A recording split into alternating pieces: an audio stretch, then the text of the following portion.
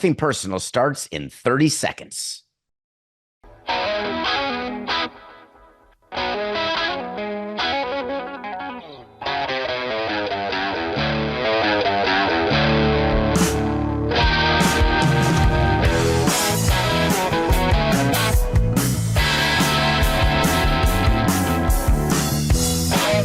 It's just business.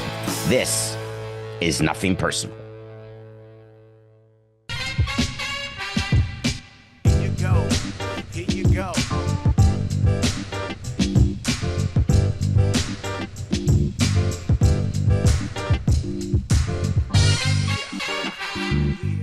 Welcome to Nothing Personal.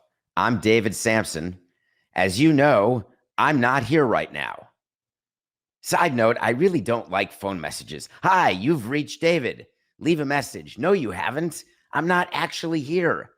I'll tell you what I'm doing, though. Later this week, I'm doing something with a very close friend where I'll be climbing a 14er in Colorado, raising money for different charities in honor of his daughter, who tragically passed away just a few years ago. It's another example of one of those things that I'll be doing that I'm not at all prepared for, and I feel completely lazy having not acclimatized, though I'm doing that right now, though not literally right now, but when you're watching this, I'll be at around 5,000 or 6,000 feet, gasping for air, going on a few runs. I don't know when the adrenaline rush is going to stop for me. I don't know when I'll finally catch what it is that I am trying to achieve.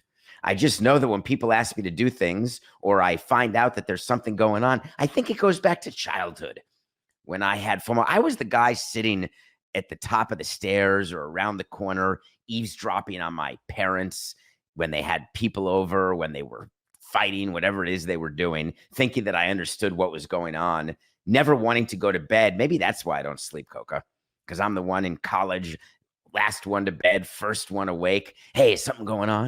Am I missing something? And that's before FOMO was a thing. After the break, you're going to have a sit down with Rich Eisen. Really happy to have gotten to sit with him. I think you're going to find that interesting. I hope you've enjoyed the shows and that you do enjoy the shows, because we like giving you something every day, even when we're not actually where we say we are. But I do change clothes to make it seem like I am where you think I am.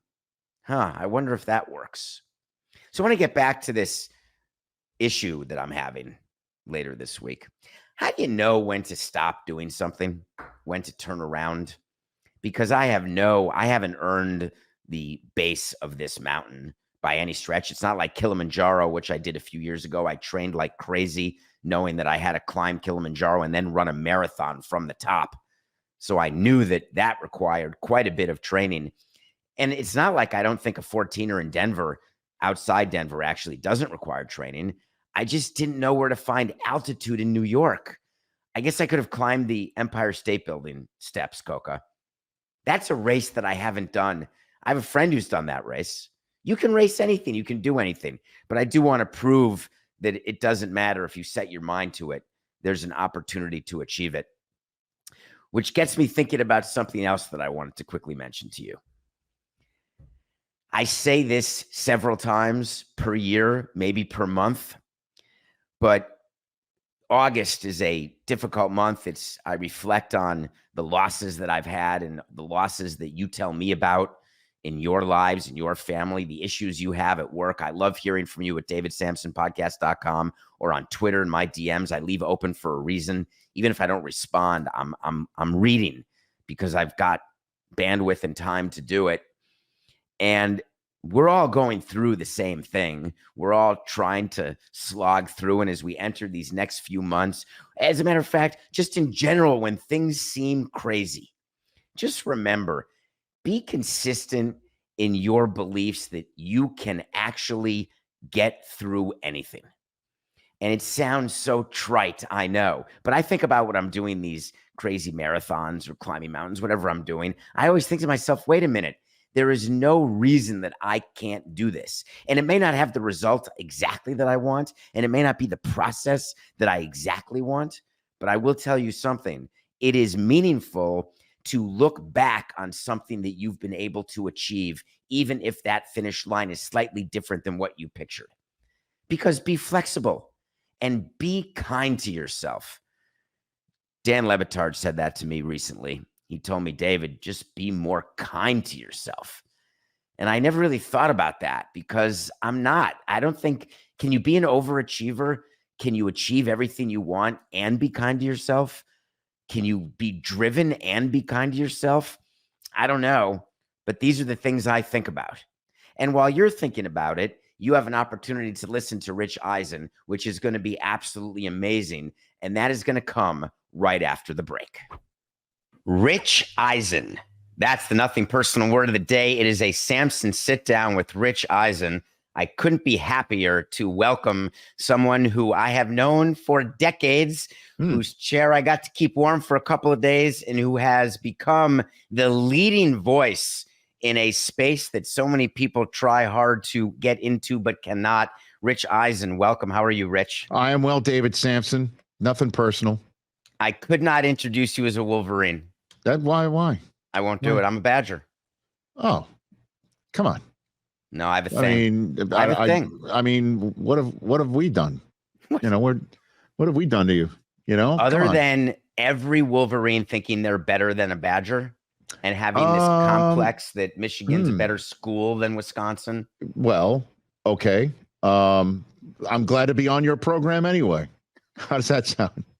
How much time do you spend as a Michigan alum? And I don't mean on your show, but are you involved at all? Do you do any alumni interviewing? Do you go back for reunions or football games? Oh, man, I'd love to go back for football games, but, you know, I'm a fort holder on NFL Network during the football season. So NFL game day morning that I'm entering, I lost track. I might be entering year 14 or 15 of doing that. Long story short is that show starts 6 a.m. Pacific time every single Sunday. So for me to get back for a football Saturday is virtually impossible. The last time I went back was 2016 when Jim Harbaugh was kind enough to make me an honorary captain for a game against Central Florida. And did you get to go on the field? Oh, yeah. For the coin flip? Oh, yeah, man. Yeah, that was my job. And as a matter of fact, that was basically the only thing I technically had to do as the honorary captain, which was follow the regular captains, the real actual playing captains, out to midfield and be part of the coin toss. And I'll never forget how wild it was just to be, you know, it was out of body to be back on campus, number one. Number two, be around the football team, be in the locker room. For the first time since I covered the team when I was there as a senior in 1990. Editor of the Michigan Daily, I believe. I was one of the assistant sports editors of Costanza. If I was the editor, hey man, if I was the editor of the Michigan Daily, I'd probably have wound up working for the New York Times. But at any rate, it was just wild to be there and to be out there with 100,000 plus. Like I said, it was difficult to focus. So I remember Jim Harbaugh getting all of us together, me and the four actual captains, which includes current Big Ten Network star Jake Butt. And he told us, like, if we win the toss, you know, we want to kick, and if we lose the toss, we want to go that way. And I just didn't even pay attention to it. Wait, did you forget it on the way to midfield? Not on the way to midfield. I just thought, like, I'm the honorary captain. The actual captains would absolutely remember it. And I remember we lost the toss and they all look at me. And I knew I had like a coin flip. I did I 50-50'd it. I'm going to be right or wrong. And I thought I pointed in the direction that Jim wanted. I'll never forget walking back to the sideline thinking, I don't know if I can curse on this or not, but I remember thinking, you know, oh crap, this is truly the ultimate definition of you've had one job, right? And I might have botched it. And Jim was already hands on knees, staring at, in his 100-yard coaching stare. He was already ready for kickoff. And all he said to me was, "Hey, nice ovation," because they introduced me to the crowd. And, when you get polite applause from 100,000 people, it was the loudest cheer I've ever heard for my name. I took my hat off like I was, some retiring pitcher in Major League Baseball. And that's what he said. Nice ovation. So I'm like, I must have gotten it right. And that's the last time I went back to campus. Have you been approached to become anything like an NIL booster benefactor as part of your involvement with Michigan? No, not really. I mean, I have spoken to some recruits, when I have spoken to some kids over the years about, hey, there's a Michigan network of people that if you want, when you're ready for a next career, I'm here. So a bunch of people from Michigan who might be able to help you out, in those endeavors. But other than that, I kind of stay out of that sort of end of the business because is that the pitch though anymore? What? Michigan has such a great group of alums, but do you think about the fact that the pitch now is just about money? Well, it's a different day and age now, David. I mean, honestly, I mean, I love hearing, back in, in late July when Ryan Day was at the Big Ten Media Day talking about how the Michigan-Ohio State rivalry, they can't wait to play the game. And a bunch of kids came back, to play in that game because they lost the last three and they want to right the ship before they leave the school. And it's like, okay, there was famously 13 million NIL dollars put on the table for a lot of the studs to come back or stay in school there or transfer there. And that's just the way of the world. And now who has the best collective, definitely, and facilities, and who can say you can come here and play and make this much NIL money and then actually back it up with the gig and the money. Those are teams, along with obviously the ability to recruit high schoolers and coach them up. That's going to be the difference makers now in college football. Sure it's sustainable. It's this is going back to big league sports before revenue sharing. It truly is the Wild West. There's no caps, there's no floors. Now, part of the NCAA settlement, there is talk of minimums and there's talk of maximums. But at the end of the day, what I think has happened, and I've been thinking about it so much as it relates to college sports, which are now, in my opinion, pro sports. There's no true difference. The players are, whether you call them employees or not. But the schools that are able to give the most money will get the best players. There's no love of Michigan or Wisconsin or USC. It's just money now. Well, and maybe I'm just cynical. No. Here's the thing: is that there still will be, I think, legacies who want to play for their family's school. There will still be kids who fall in love with the campus and a coaching staff. There will still be that, but the reason why. At least everything that you're saying there, David, will, in my opinion, wind up with college football becoming the first super league of United States sports. And that's what's going to happen, is that there will be a ton of member schools of the NCAA who have similar issues with there's no ceiling, there's no floor for what kids are making, there's no codification as to what the rules are and when you can approach a kid here, or at least ones that are enforceable. There are also some transfer portal problems that teams are having, protecting their own players. There are also scheduling issues where some teams have the still pastry powder puff schedules, others don't.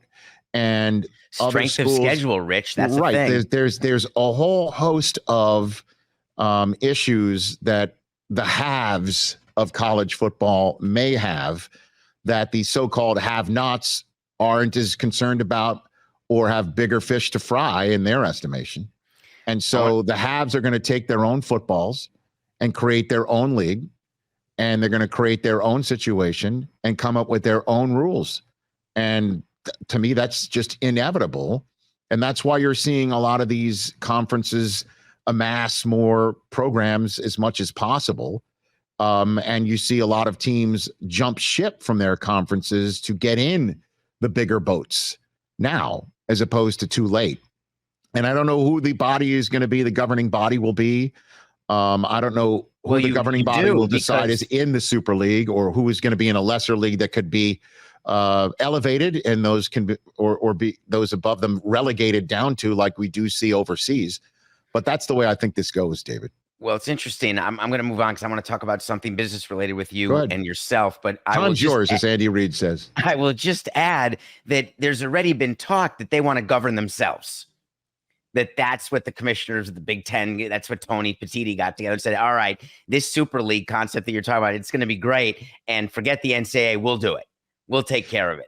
Well, yeah. And then they realized that, wow, governing stinks. Yeah, that does happen. But that said, what also stinks is being in the same boat as a bunch of other programs that don't have the same issues as you, creating more problems for you. And there is no doubt. And so, there is, the SEC and the Big Ten, other schools, obviously in the Big 12, ACC, and whatever else is left out there. I don't know who's going to be able to jump in, but just that's the way this is going. And certainly with private capital out there now trying to basically tell people, we'll pay your players. You just have to give us a cut of revenue, and maybe our revenue can help save the so-called Olympic sports from disappearing from your programs. That's the way college football is going. So the whole notion, again, of rivalries, and like the Michigan-Ohio State game this year, big. Obviously, Ryan Day said a bunch of kids are coming back, staying there. Forget about the amount of money that they're making to stay there. But sure, big. Obviously, I'll be watching. It'll be huge for me. Would love to win that game. But the bottom line is the loser of that game may not go home. They may just be a lower seed in the ultimate playoff and actually benefit for having a week off and not playing in the Big Ten championship game, and eventually get in as the 8, 9, 10 seed of a college football playoff. Or it's entirely possible, although I think Oregon's pretty stout, that the loser of the winner of the Michigan-Ohio State game just gets to choose who's the home team in the neutral site Big Ten championship game the next week. They may play again the following week, and then potentially see each other for a third time in the college football playoffs. And to your point, what other football league do you see teams from the same division play each other 3 times in a season? It's called the National Football League. It's professionalized. Broadcaster's dream. The thing is professionalized. So you're right. You mentioned boats, getting in big boats. It made me think about you and your business.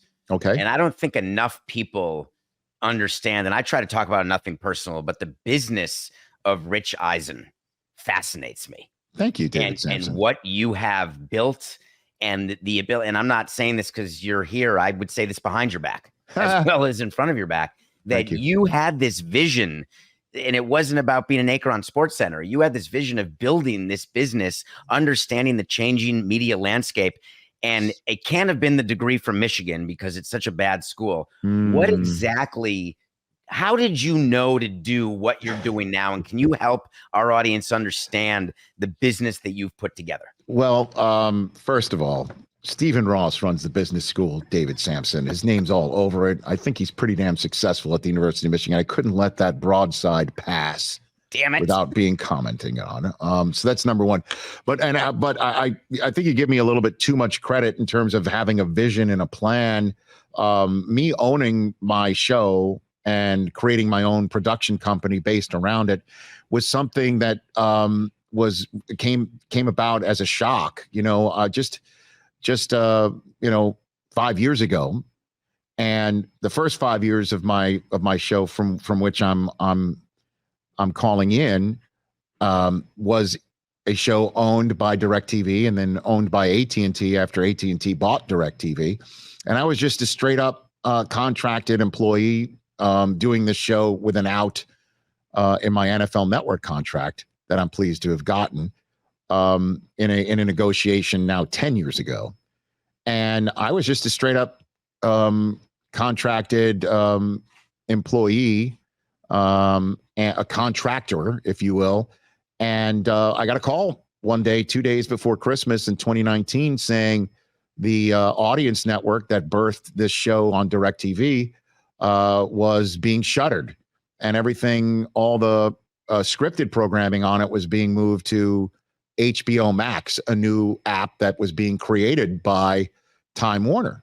And that merger with Time Warner and AT&T that I thought was going to be to the benefit of this show actually turned out to be what appeared at the time a death knell, because HBO Max did not have the fast channels that you see in all of these other apps where live programming could live. So I was told this show was going to be over, but I had the if you want the IP, if you want the radio stations associated with it, they're like, we're out of the business, so you can have it.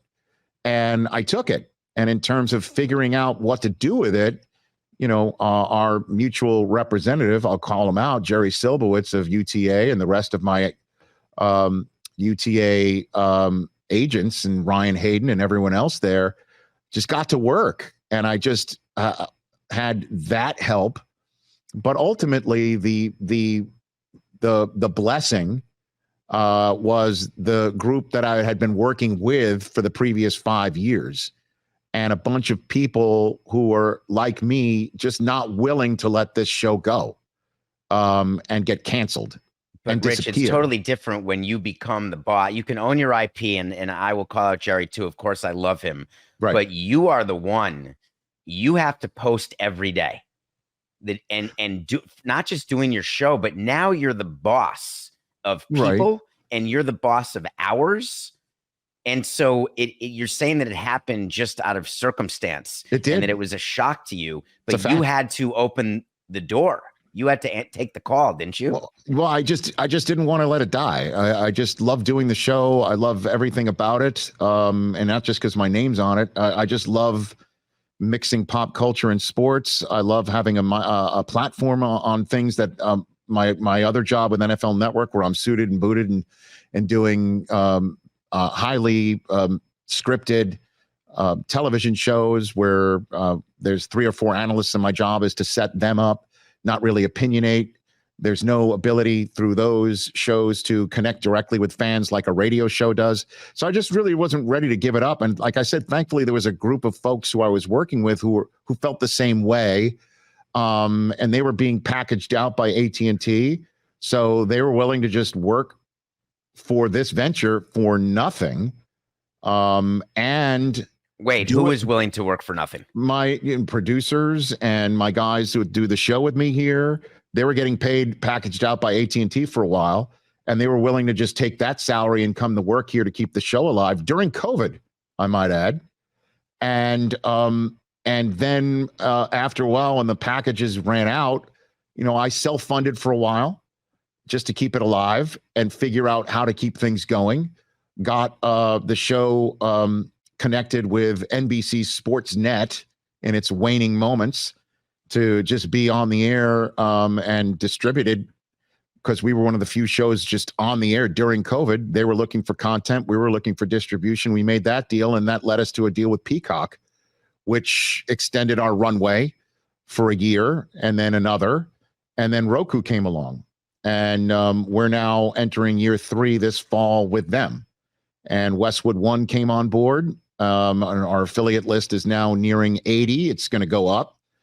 We have many different formats socially, and that keep getting expanded. And again, my team, you working here, you saw it all together.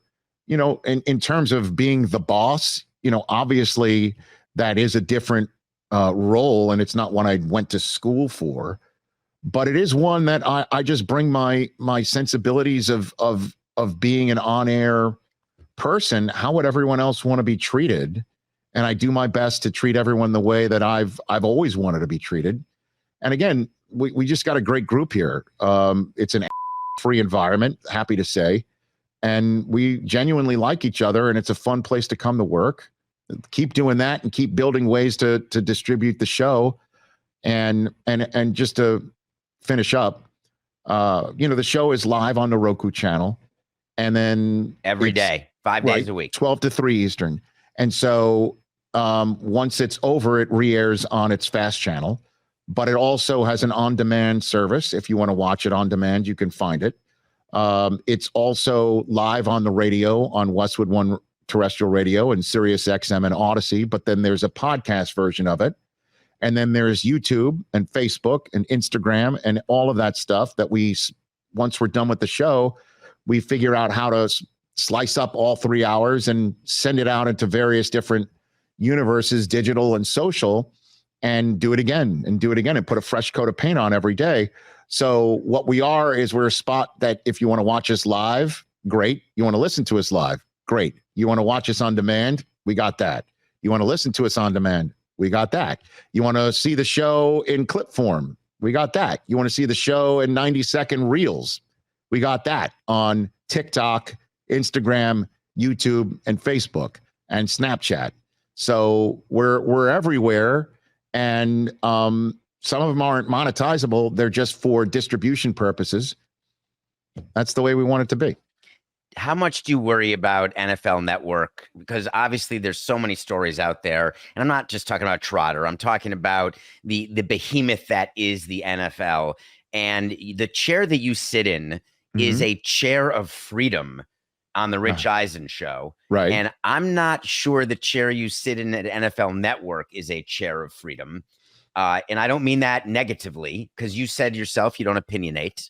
Right. How much do you think about who's watching you when you're in your free chair? Never. Honestly. That's amazing. You're the only one. Everyone I've met in the industry who has two chairs worries about that a lot. But I also understand, where the lines are and what they aren't. But in terms of opinionating, I'll say it. I think as long as it's fair, I don't think there's going to be any pushback or a problem. I mean, I went to the Copa America match in SoFi. Took my kid before he went off to camp when my others were already gone to Venezuela versus Mexico in SoFi. Came on the show the next day, and I'm like, what was great about that? There was grass in SoFi Stadium. Why aren't we keeping the grass for the NFL games? Why are we putting grass on the field for the Copa America and the World Cup? But for the NFL, we put on this stuff that personally I think isn't as safe. Happy to, I didn't hear anything. I didn't get anybody saying, "What are you doing? What are you saying?"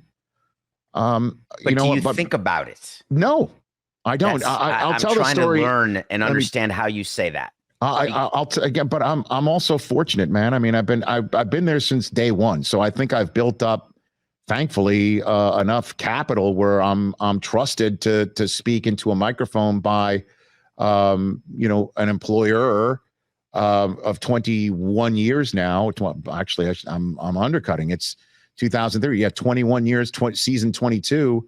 I think I'm trustworthy enough, and what I got years ago, I think still stands today, which is when I was hired. I tell this story frequently, so pardon me if I already have with you, but when I got hired by NFL Network after, ESPN gave me a cardboard box in 2003, I got a call from a high-ranking executive who I'd never heard of before. Because I was a baseball guy. Remember, I called baseball games at ESPN. I did. And so I was new to the NFL. I mean, I knew Paul Tagliabue, and that was about it. Like in terms of by name, I didn't know the flow chart of the NFL. So I got this message, to call, back. So I called Steve Bornstein, who was the executive that birthed NFL Network, and he was an old, I shouldn't say old, a Hall of Fame executive who was also the president of ESPN when I got hired. I always tell Steve he's so smart he hired me twice. That I call him up And I'm like, hey, I got a call from an executive in the league wanting to talk to me. And he goes, who is it? And I'm like, it's the COO, Roger Goodell. And he goes, hang up the phone and call him right now. I'm like, okay. So I did. And he invited me to go play golf. And 2 weeks later, it's just me and him out there playing 18 holes. He is the COO of the NFL, just talking to me about life. Is he a good golfer? Very. Is he better than you are? Oh, a lot of people are, those, David. But did you purposely tank because you were with Roger dude, on the golf course? You know me long enough. I'm myself, dude. Like, I know one speed, literally, as people see my run. So I just listen. With golf, I find all you got to be is sociable, right? If you're, just don't spend 5 minutes looking for your golf ball. It's a golf ball. Pick it up. It's, what, at the time it was like probably $3.50 a ball. Now it's much more expensive, but just pick it up. Just be sociable. Tell some stories. Be good. And don't hold anybody up. But I'll never forget, like, we're on the back nine, and he, for the first time, brought up business. He brought it up. And I remember this because I was in a very deep bunker trying to get out of it. And he said to me, listen, there are going to be some people when you do your job that might, have an issue with what you say. And if it comes back to you that, somebody's pushing back on what you say, because we've never had a network before, my job, I'm always here. My door is always open. You can call me and we can talk about it. And I'll try to, step in. And he said, because we hired you to do a job. We hired you from, ESPN. We saw the job that you did. We want you to do that job for us. So I'm here whenever you need. Rich, we didn't do that with the MLB Network people when we started MLB Network. Dude, that's an amazing story to tell. I wonder whether Roger would say that to you now as commissioner, but that's something that was very clear for MLB Network personnel. I don't know. I think he would, maybe I don't know, but thankfully I haven't had to find out, like he didn't do it during the lockout, David. And the lockout is the ultimate billions upon billions upon billions of revenue, and any syllable that's out of step out of anybody's mouth can be used against them in a negotiation. And that's where things are really intense. I don't need to tell you. So I'll tell you this story too. So this is 2011. So we're taping a segment. I'm host of NFL Total Access. Roger Goodell's coming on, and that was a day where the Players Association was attempting to tell future draftees, maybe you shouldn't show up to the draft. Okay, and that really rankled the NFL because, as you know, you're not in the union until you're drafted, so you can't tell just anybody. That's like walking up to anybody on the street, like, don't go to the draft. So they were upset about it.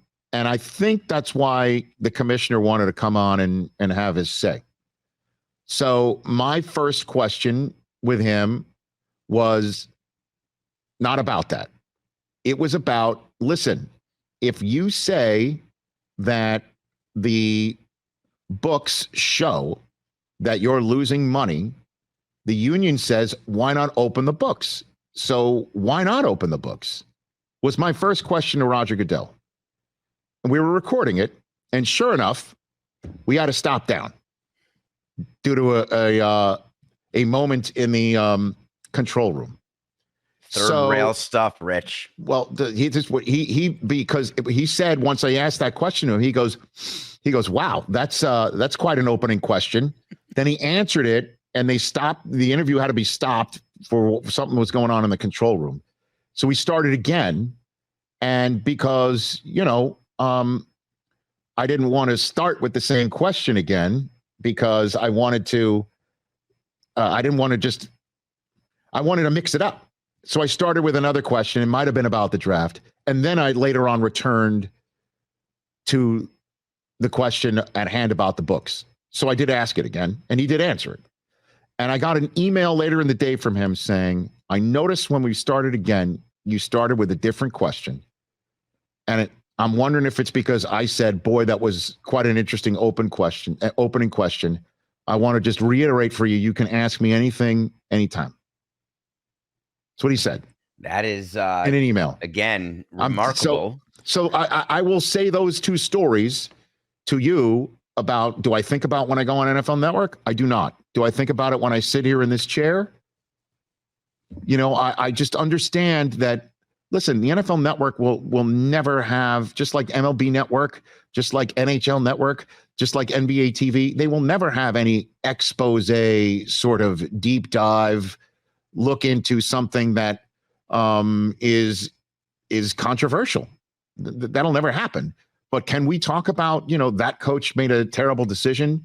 That owner, like Jerry Jones, is a concept of all in. Like I just literally just finished the show right now by saying his concept of the Cowboys being all in, meaning he's just staying with the roster, is like, let me try that concept of all in with my buddies in poker. If I get felted going all in, like, no, I get to actually keep all of my chips, because my sense of all in is I'm just bringing my chips to the table. I'm not putting it at risk. I'm just saying this is my way of winning. And if I lose, you know, I just get to keep everything that I brought to the table, or do a rebuy. So again, I will see Jerry Jones at the Hall of Fame in a week.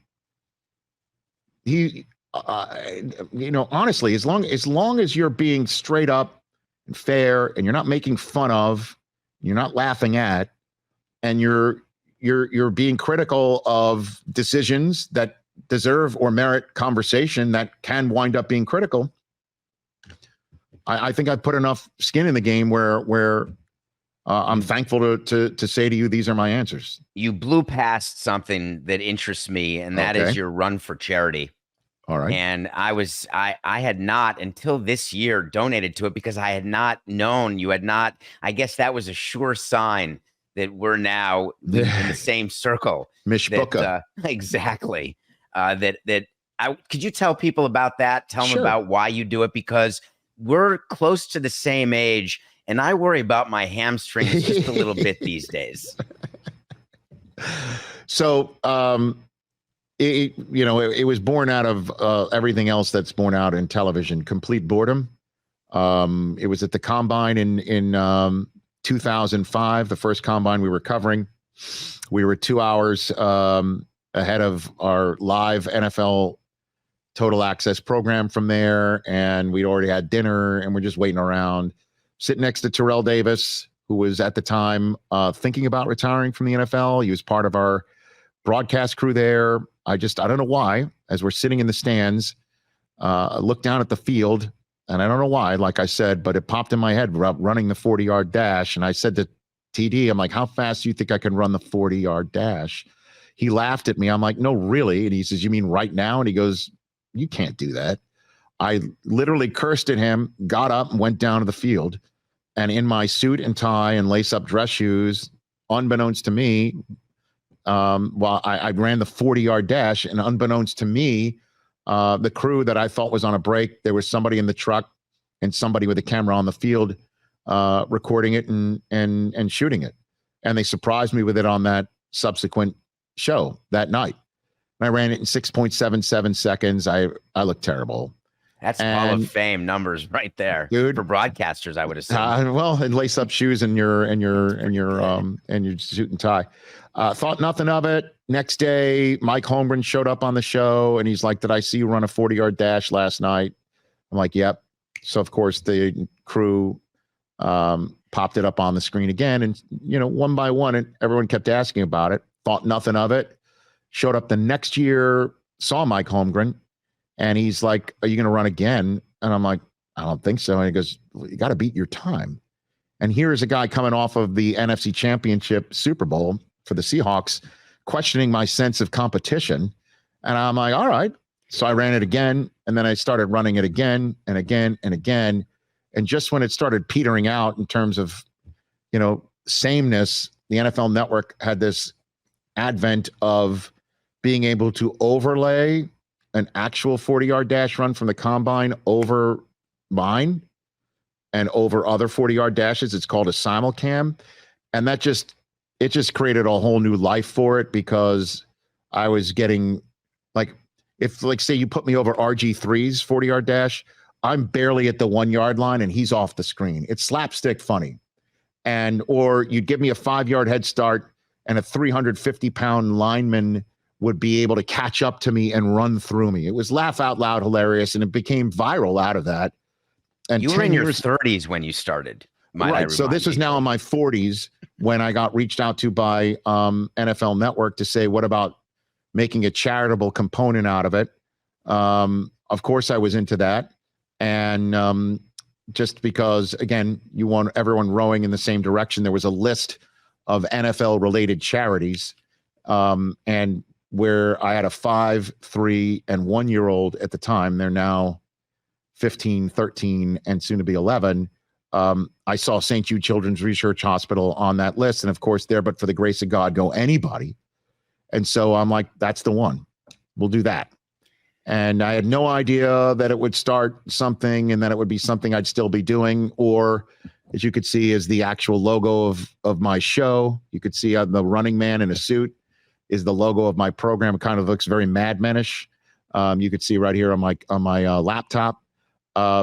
So it's become something that has a life of its own, and we've raised over $7 million in the 10 years of trying it, and more NFL factions are jumping in, and now we do it at the Rose Bowl. How much pressure do you feel? That's really, oh God, it's a ton. What man. are you going to do now? Well, I'm going to keep doing it. I mean, this year I thought it was my 20th year of doing it and 10th year of doing it for charity. And now, because of COVID, 1 year, the combine got canceled because of COVID. And that year we kept it going by doing it out of SoFi Stadium with a bunch of NFL legends and Hall of Famers and some, big moneyed business folk and philanthropists. Mark Laurie now, was involved with what's going on with the Timberwolves right now. He was a spearhead of it. And we raised a ton of money that year and kept it going, even though there was no combine. And we then decided to just keep doing it in Los Angeles. So we've done it out of the Rose Bowl the last 3 years. Jim Harbaugh came by this year. He was incredible. Andrew Whitworth, Todd Gurley. So we're getting more and more people involved. And but I thought maybe this would be the last year I do it, period. And what was your time this year? 6:22, I think. So you've gotten 0.5 faster. Well, I'm now running in. I'm running an actual. Well, I'm running in actual running shoes now. I'm not running it. Yeah, but you're 20 years older. Listen.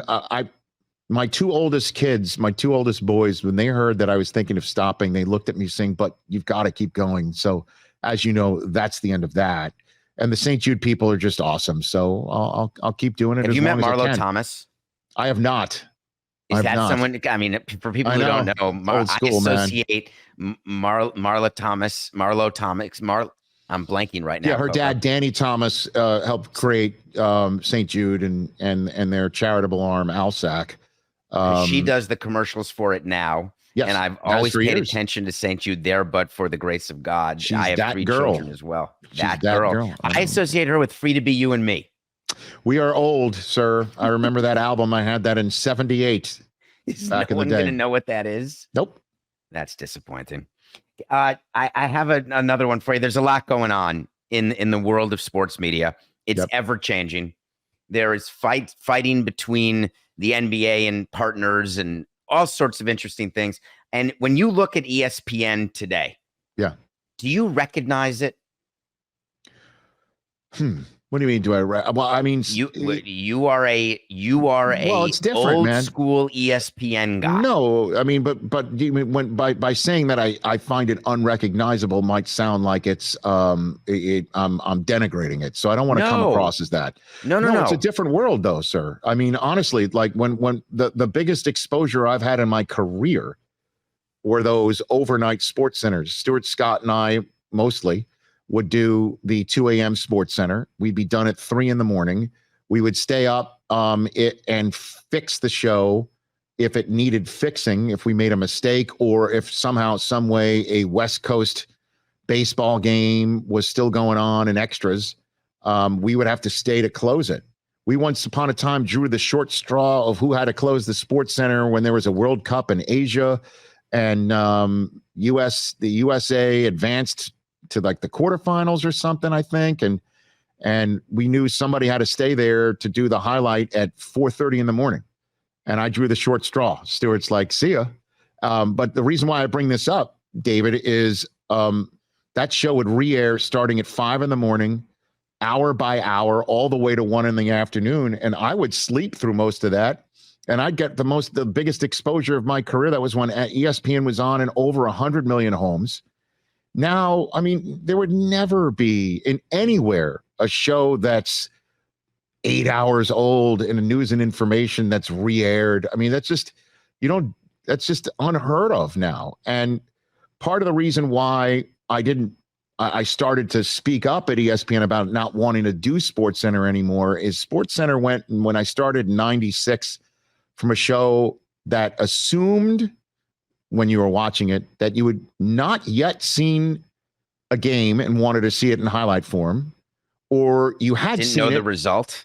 right? And you didn't know the result too. Potentially, or you knew the result, hadn't seen it, or you'd seen it once, but not again. And that was the sense and sensibility of SportsCenter, where a well-crafted on-camera lead-in, telling a backstory to set up a highlight that was basically telling a story about what happened. And you could do catchphrases and have a good time doing it. But by the end of my run on SportsCenter, with the advent of, phones and, yes, the internet, management assumed that people who are watching were not coming to find out what happened, but to find out why something had happened. And in the early aughts, Crossfire was a very popular show on CNN. So they came up with the idea of, let's have an analyst come on and explain why something happened. So the highlight that used to be 2.5 minutes long was now 60 seconds, giving you less time to have your usual fun. And now let's give that extra 90 seconds to somebody coming on to tell you why something happened, or, in my estimation, even worse, have two analysts come on and argue about why something happened. And now my role as an anchor is just to sit there and play peacemaker between two analysts that have been smashed together against each other. And I started to say I kind of didn't really want to do that show anymore. And that's what SportsCenter had evolved from 96 to 03, cut to today. And now opinions are the currency of the morning hours. Also, this show, if you will, competes with Pat McAfee's show. I adore Pat, by the way, and I root for his success immensely. And what he has done is create a show of personality that is exactly what SportsCenter's mantra was all about, which is entertainment and a show that not only fans watch, but the athletes that's being discussed want to be on. And so yeah, I mean, is it look different? And is their mission statement different? Yes, but it's a totally different world. And the only shows that are harken back to when I was there are essentially Pardon the Interruption and Scott Van Pelt's Midnight Sports Center, which is kind of like an old school Sports Center. The only thing I know for sure, and thank you for your time. I know that we're past what you were able to give me, but sure. The only thing I know for sure is that what it is today, what you are today, what I am today, when we do this again, and I hope we get to, whether it's in a year, 2, 5, or 10, that it will be as big a difference in that number of years as it is from 10 years ago. And you've just been at the forefront of it. And again, Rich Eisen Show, you can get it anywhere. It's on every platform. Roku, it is live. It's on SiriusXM, Westwood One. It's radio. It is fast channels. There's clips, social media. Rich, you are a force in this business and looked up to by so many. I really do appreciate your time. Thank you for saying that, David. And well, it'll be far sooner than a year of me coming on. You just got to ask, you know how to reach out. Have a great day. You too, brother.